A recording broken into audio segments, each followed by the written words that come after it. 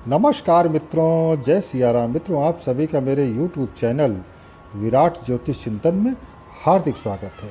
मित्रों, आज के वीडियो में एक बार फिर चर्चा 21 जून को लगने वाले सूर्य ग्रहण की।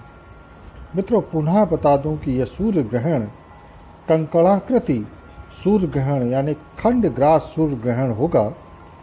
यानी सूर्य को चंद्रमा पूरी तरह नहीं ढक पाएंगे और इस तरह किनारे किनारे वृत्ताकार सूर्य कंगन की आकृति के रूप में दिखेंगे। ये जो ग्रहण है ये पूरे भारत में दृश्य होगा, इसलिए मान्य है इसे सीधे तौर पर देखने से बचें।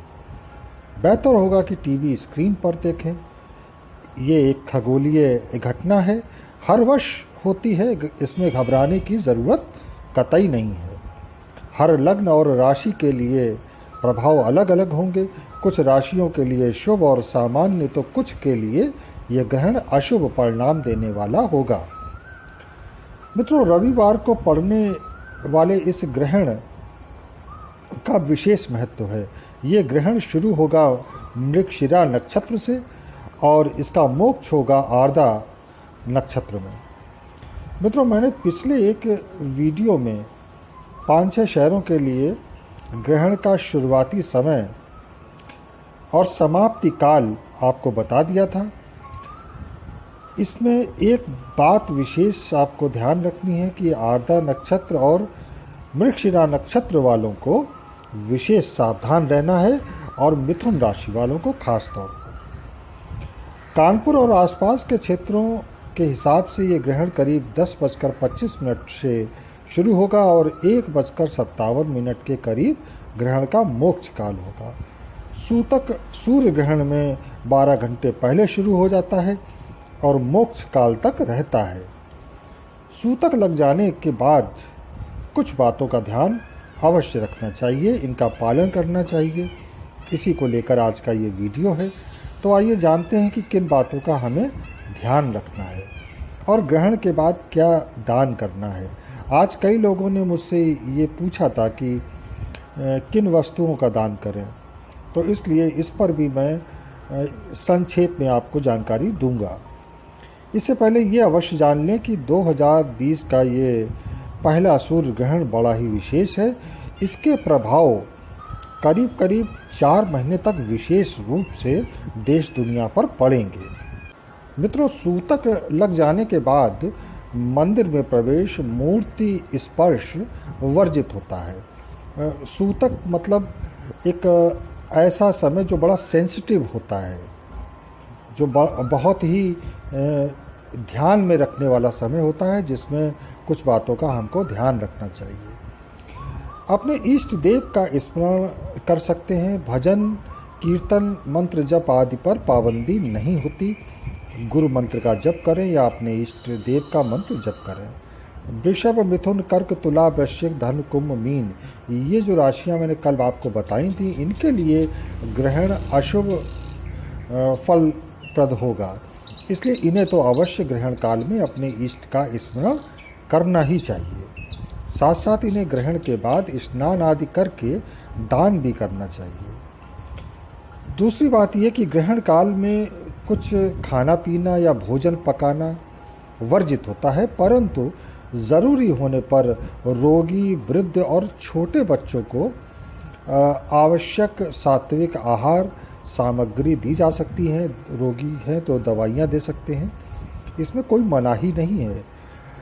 एक और बात ज़रूरी कि खाद्य सामग्री में कुछ रख दें और तुलसी दल भी इसमें कुछ डाल दें। दूध आदि वस्तुओं में तो तुलसी दल डालकर रखें, तो इससे वह सुरक्षित रहें।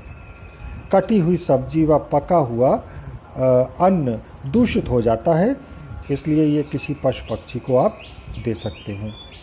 सूखे अनाजों में इसका प्रभाव नहीं पड़ेगा।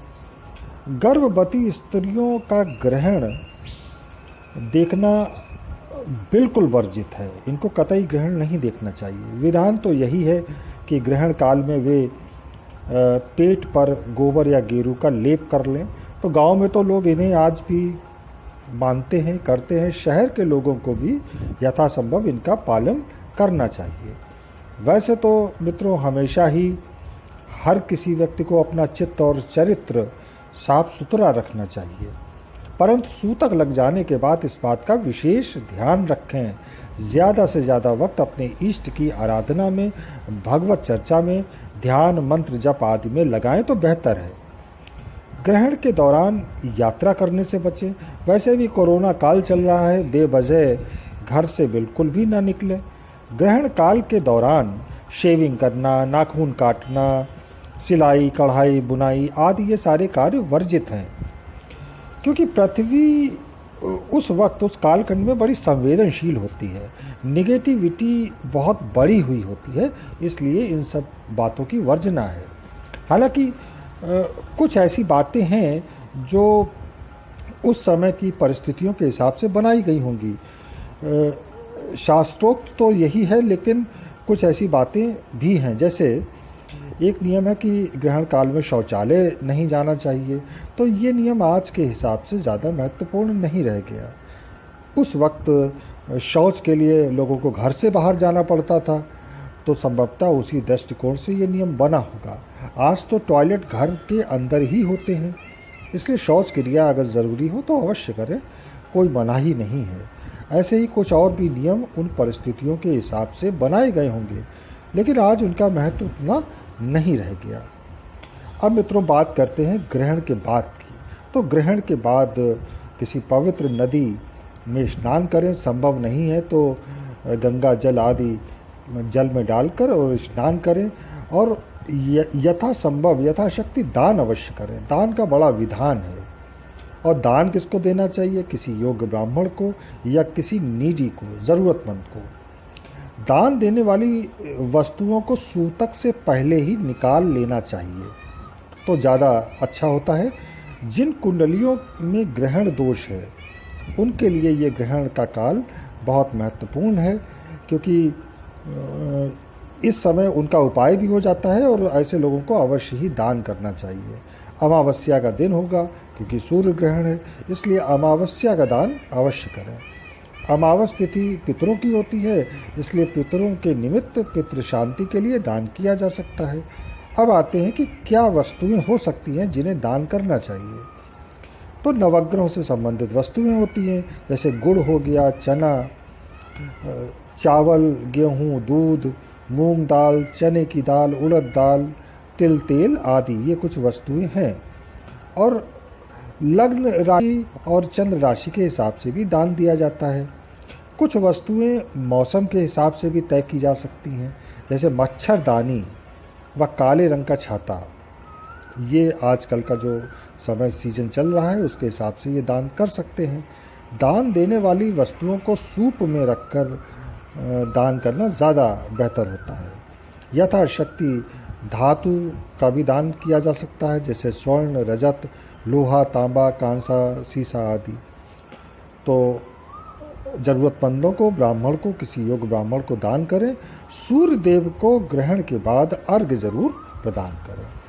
तो ये मित्रों कुछ ऐसी बातें थी जिन्हें बताना ज़रूरी था, तो इस वीडियो में मैंने आपके समक्ष रखी हैं, और यहीं पे मैं अपनी वाणी को विराम दूंगा। मिलेंगे अगले वीडियो में फिर किसी नए विषय के साथ। तब तक जय सिया राम, नमस्कार।